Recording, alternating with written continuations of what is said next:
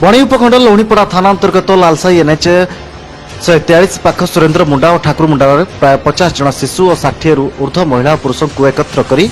एक धर्मांतरीकरण सभा आयोजन करते अंचल मुंडा संप्रदायर लोकों हिंदू धर्म ख्रीष्टियान धर्म में दीक्षित करने को योजना करते राउरकेला और लालटिकटा अंचल 15 जन धर्म प्रचारक जोग देते वर्तमान कोरोना समय एत संख्यक लोकों नहीं धर्मसभा कहीं कही सुंदरगढ़ भगवा हिंदू क्रांति दल और बणईगढ़ लौणीपड़ार बजरंग दलर कर्मी मैंने विरोध करते फल से स्थान में प्रबल उत्तेजना स्थिति सृष्टि होता पुलिस पहुंची स्थिति को आयत्त करथिला घटना लेखा पर्यंत थाना रे कोनोसी एफआईआर होइनथिबा जणा पड़िछि घटनाटी अंचल में चर्चार विषय पलटिछि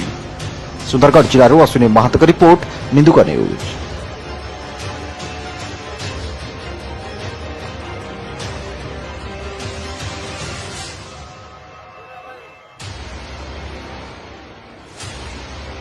आम चैनल को देखिबा पई सब्सक्राइब करंतु पाखर थिबा नोटिफिकेशन बेल को दबाई दियंतु।